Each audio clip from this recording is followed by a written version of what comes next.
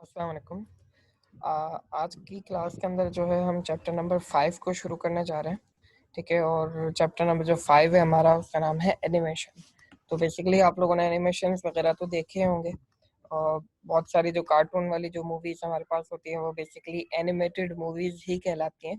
तो आज हम एनिमेशन का कॉन्सेप्ट देखने वाले हैं कि एनिमेशन होता क्या है, ये किस तरह बनाया जाता है, क्या क्या टेक्निक्स इसके अंदर इस्तेमाल होती हैं। ये तमाम चीज़ें हम इस चैप्टर के अंदर जो है डिस्कस करेंगे। ठीक है, तो सबसे पहली चीज़ हमें ये पता होना चाहिए कि एनिमेशन होता क्या है। ठीक है, तो animation is defined as the act of making something come alive. किसी चीज़ को आप इस तरीके से मतलब अपने कंप्यूटर के अंदर या अपने स्क्रीन के ऊपर दिखा रहे हैं कि वो एक्चुअल के अंदर जिंदा लगे। फॉर एग्जांपल, आपके पास एक पिक्चर है और उसके अंदर कोई ऑब्जेक्ट है, आप उस ऑब्जेक्ट के अंदर कोई मूवमेंट करवाते हैं। फॉर एग्जांपल, एक बंदा खड़ा हुआ है, आप इसको वॉक करवाते हैं, या एक बंदा खड़ा हुआ है, आप इसको मतलब बिठा देते हैं या उसको लेटा देते हैं। तो इस तरीके से आप उस ऑब्जेक्ट के अंदर मूवमेंट करवा रहे हैं, तो वो मूवमेंट उस पर्टिकुलर ऑब्जेक्ट की एनिमेशन कहलाएगी। It is concern with the visual और aesthetic aspect of the project. अब यहाँ पर दो चीजें हैं कि विजुअल और एस्थेटिक एस्पेक्ट। अब विजुअल चीज तो आपको पता होगी, वो चीज जो आपको एक्चुअल के अंदर नजर आ रही है, और एस्थेटिक एस्पेक्ट का मतलब यहाँ पर यह है कि उसके अंदर जो भी आप ब्यूटिफिकेशन वगैरह इस्तेमाल कर रहे हैं, या मतलब आप क्या कैसा कलर इस्तेमाल कर रहे हैं वगैरह वगैरह, मतलब उसकी डिजाइनिंग किस तरीके की है, ये इस चीज से कंसर्न करता है animation. Animation is an object moving across और इनटू और आउट ऑफ द स्क्रीन। अब यहाँ पर देखिए तीन बातें हैं। एनिमेशन बेसिकली आपको पता, ये एनिमेशन की डेफिनेशन तो ये है कि आप किसी चीज के को मतलब मूवमेंट करा रहे हैं। तो जहां पर भी आप एनिमेशन का लफ्ज सुनेंगे, आपके जहन में ये बात आ जानी चाहिए कि यहाँ पर मूवमेंट की बात हो रही है किसी ऑब्जेक्ट के अंदर। अब animation is an object moving across across into और आउट ऑफ द स्क्रीन। अब तीन बातें यहाँ पर है, एक चीज है अक्रॉस, एक है इनटू और एक है आउट। इनटू का मतलब होता है स्क्रीन के अंदर आना। फॉर एग्जांपल, आपके पास ऑब्जेक्ट उस वक्त स्क्रीन में मौजूद नहीं था, लेकिन एनिमेशन जब स्टार्ट हुआ तब वो ऑब्जेक्ट स्क्रीन के अंदर आ रहा है, तो इसको हम कह रहे हैं इनटू। और आउट ऑफ द स्क्रीन, आपकी स्क्रीन के ऊपर एक ऑब्जेक्ट ऑलरेडी मौजूद था और वो फिर आपकी स्क्रीन से डिसअपेयर हो रहा है या आपकी स्क्रीन से गायब हो रहा है, तो वो आउट ऑफ द स्क्रीन हो रहा है। और तीसरी चीज आपके पास है अक्रॉस, यानी एक आपके पास कोई ऑब्जेक्ट है आपकी स्क्रीन के ऊपर और वो आपकी स्क्रीन के ऊपर ही कंटिन्यूअसली एनिमेट हो रहा है। जैसे आपके सामने एक ग्लोब की एक पिक्चर है, ये एक स्टैटिक इमेज आपको नजर आ रही है। ठीक है, इसमें कोई एनिमेशन नहीं है। और अब हमने इसके अंदर एनिमेशन की मदद से इस पर्टिकुलर ग्लोब को राउंड या क्लॉकवाइज या हमने इसको घुमाया है, तो ये कंटिन्यूसली हमारे पास यहाँ पर क्या हो रहा है, एनिमेट हो रही है ये ग्लोब।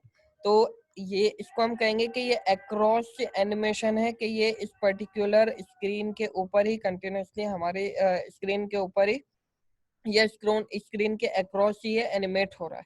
ठीक है, अगर कोई ऑब्जेक्ट हम इसके अंदर ऊपर से लेकर आए जो शुरू में नहीं था, लेकिन वो एनिमेशन शुरू होने के बाद आया है, तो वो इनटू है।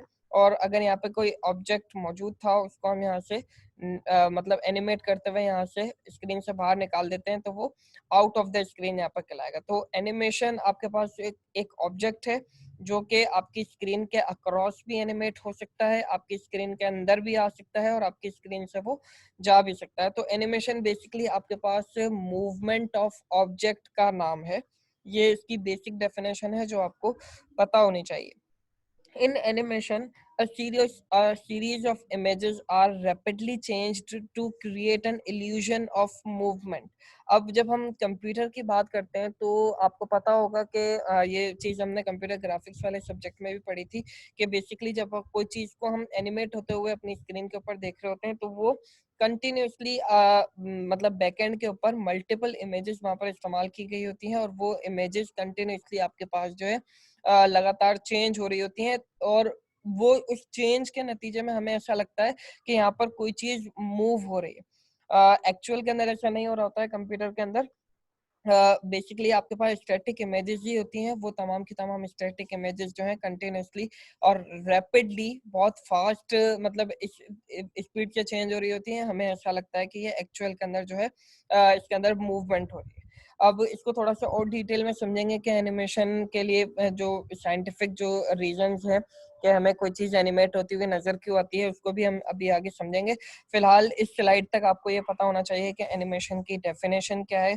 Basically, animation is defined as the act of making something come alive।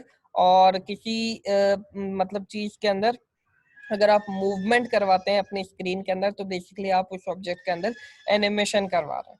ठीक है, तो होपफुली यहाँ तक आपको एनिमेशन का जो कॉन्सेप्ट है वो समझ में आ गया होगा। अच्छा, अब animation is possible because of biological phenomena. अब बायोलॉजिकल एक कॉन्सेप्ट है जिसका नाम है परसिस्टेंस ऑफ विजन। ठीक है, और एक साइकोलॉजिकल फिनोमेना है जिसका नाम है फाई।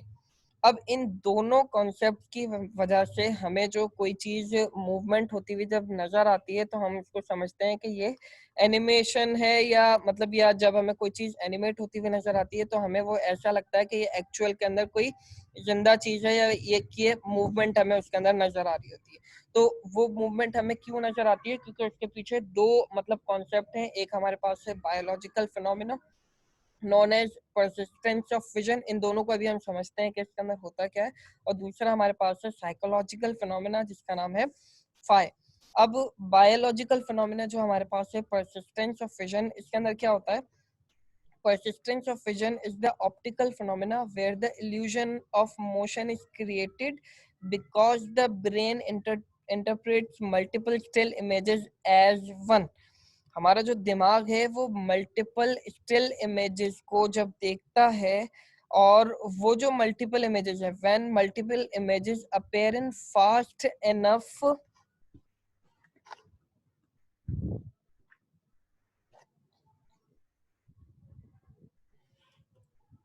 सॉरी एक मिनट, हाँ,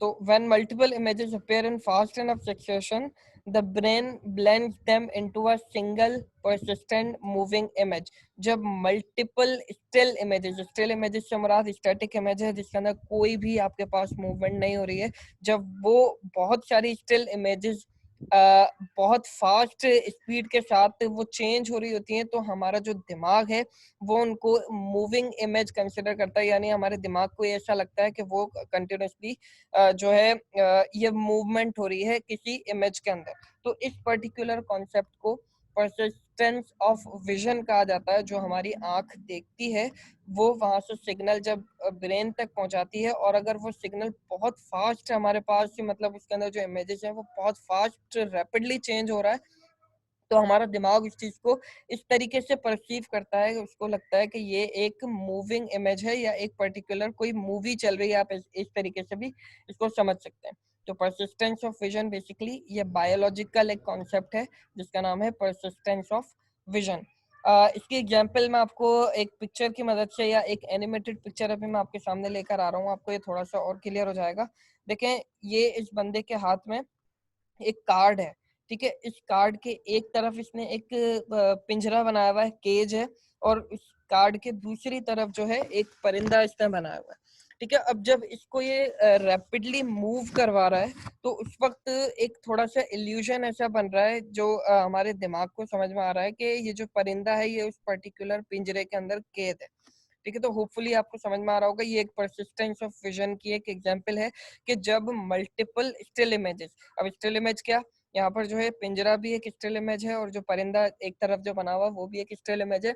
लेकिन जब ये दोनों इमेजेस रैपिडली और बहुत फास्ट स्पीड के साथ आपस के अंदर चेंज हो रही हैं, तो हमारे दिमाग को ये सिग्नल जा रहा है कि ये कंटिन्यूसली एक ही इमेज है जो पर्टिकुलर जिसके अंदर मतलब एक पिंजरा है और इसके अंदर जो है एक परिंदा जो है कैद हुआ हुआ है। तो होपफुली ये चीज आपको समझ में आ रही होगी। ये सिर्फ एक एग्जाम्पल है, इस तरीके की बहुत सारे एग्जाम्पल्स अगर आप सर्च करेंगे परसिस्टेंस ऑफ विजन को गूगल के ऊपर तो आपको वहां पर बहुत सारी GIF इमेजेस में मिल जाएंगी, वहां पर आपको इसका कॉन्सेप्ट थोड़ा सा और क्लियर हो सकता है। सेकंड जो कॉन्सेप्ट है हमारे पास उसका नाम है phi. Phi phenomena can be demonstrated by successive turning two adjacent lights on and off.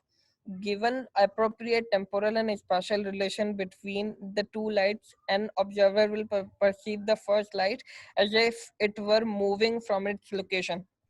अब यहाँ पर कहा जा रहा है कि अगर आपके पास दो एक जैसे लाइट्स मौजूद हैं, टू एडजेसेंट लाइट्स, दो आपके पास लाइट्स मौजूद हैं, पहले एक लाइट जलती है, फिर दूसरी लाइट जलती है, फिर मतलब जब दूसरी लाइट जली है तो उस वक्त पहली लाइट जो है वो बंद हो जाएगी, फिर उसके बाद सेकंड लाइट ऑफ होती है, फर्स्ट लाइट दोबारा जल जाती है, फर्स्ट लाइट ऑफ होती है, सेकंड लाइट जो है दोबारा से जल जाती है। तो जब इस तरीके की कोई चीज हमारे दिमाग को मतलब पता चलती है या हमारी आंखों के जरिए जो सिग्नल जाता है हमारे दिमाग की तरफ, तो उसको ऐसा लगता है कि ये जो है मूवमेंट हो रही है एक पर्टिकुलर लाइट की दूसरी लाइट की तरफ और दूसरी लाइट से दोबारा से पहली लाइट की तरफ। तो ये मूवमेंट इसको जो है वो कंसिडर करता है। जैसे यहाँ पर भी लिखा हुआ है, an observer will perceive the first light as if it were moving from its location, यानी जो पहली लाइट है वो अपनी जगह से मूव होकर दूसरी जगह पर मूव करी थी। इसकी भी एग्जांपल अगर मैं आपको दिखाऊं तो देखें यहाँ पर मल्टीपल जो है ये लाइट्स की एग्जांपल यहाँ पर दी गई है। अब देखें ये लाइट बेसिकली सिर्फ और सिर्फ ब्लिंक हो रही है और कुछ भी नहीं। पहले ये लाइट ब्लिंक होती है, फिर ये ऑफ हो जाती है, फिर उसके बाद ये वाली लाइट ब्लिंक होती है, फिर ऑफ हो जाती है, फिर ये लाइट ब्लिंक होती है, ये ऑफ हो जाती है।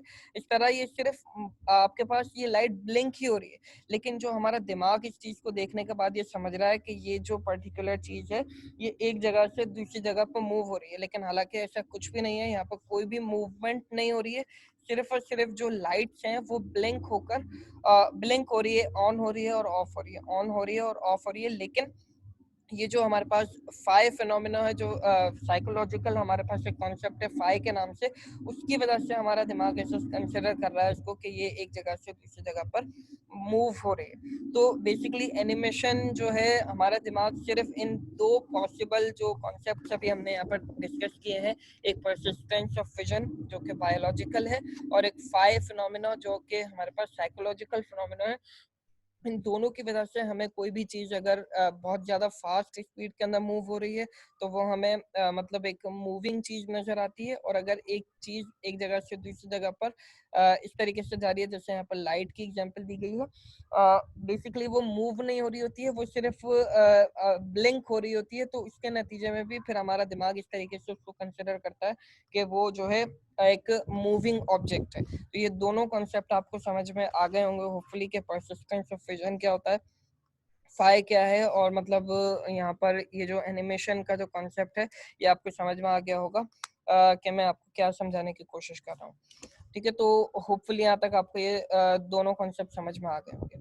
उसके बाद आगे चलते हैं कि यूजेज ऑफ एनिमेशन, के एनिमेशन का इस्तेमाल आप कहाँ कहाँ पर कर सकते हैं। बहुत सारी जगह हैं जहाँ पर आप इसको इस्तेमाल कर सकते हैं एनिमेशन को। दो चार एग्जांपल जहाँ पर मैं आपको दे रहा हूँ। आप इसको आर्टिस्टिक पर्पस के लिए इस्तेमाल करते हैं। आर्टिस्टिक पर्पस के लिए मतलब फॉर एग्जांपल आप कोई डिजाइन बनाते हैं और इसको आप मूव करके दिखाना चाह रहे हैं, तो आप इसको एक आर्ट की शेप के अंदर भी यहाँ पर अपने जो भी आप डिजाइन बनाना चाह रहे हैं उसको बनाकर रिप्रेजेंट कर सकते हैं। सेकंड, आप कोई स्टोरी बनाते हैं और स्टोरी को आप मतलब डेमोन्स्ट्रेट करना चाह रहे हैं अपने यूजर्स की तरफ, तो आप स्टोरी टेलिंग के लिए भी मतलब एनिमेशन का इस्तेमाल कर सकते हैं। जैसे यहाँ पर आप देख सकते हैं इसकी जगह पर आप कोई भी एनिमेटेड कार्टून मूवी की अगर आप बात करें जो अभी तक हम टीवी वगैरह पर देखते हैं, तो वो भी बेसिकली एनिमेशन की मदद से ही बनाई जा रही होती है। यहाँ पर एक ये छोटी सी एग्जांपल है, ये दो बंदे खड़े हुए हैं, ये एक बॉल इसके ऊपर हिट करता है, ये बॉल दिखाई गई है और फिर वो बॉल दूसरे बंदे को लगती है और वो गिर जाता है। तो ये एक तरीके से एक स्टोरी बनाई गई है एनिमेशन का इस्तेमाल करते हुए। थर्ड, हमारे पास हम साइंटिफिक डेटा को मतलब शो करने के लिए भी मतलब किसी भी तरीके का डेटा शो करने के लिए भी एनिमेशन का इस्तेमाल कर सकते हैं। जैसे यहाँ पर देखें अर्थ का और मार्स का मतलब ये कुछ एक कोई डेटा दिखाया गया है, तो आप ये समझ रहे होंगे कि किस तरीके से देखें मूवमेंट हो रही है एक पर्टिकुलर ऑब्जेक्ट के अंदर।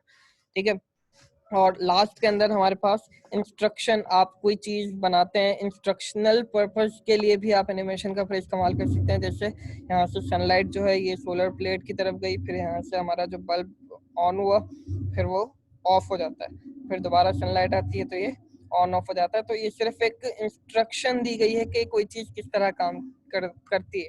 तो बेसिकली एनिमेशन को इस्तेमाल करने के बहुत सारे डिफरेंट तरीके हो सकते हैं। ये 4-5 एग्जांपल्स आपके सामने हैं कि आप इसको आर्टिस्टिक पर्पस के लिए इस्तेमाल कर सकते हैं, स्टोरीज वगैरह आप बना सकते हैं, साइंटिफिक डेटा को आपको एनिमेशन की मदद से शो करना हो आप वो कर सकते हैं, या आप किसी को कोई इंस्ट्रक्शन देना चाह रहे हैं बेसिकली, तो आप इंस्ट्रक्शनल पर्पस के लिए भी एनिमेशन वगैरह का इस्तेमाल कर सकते हैं।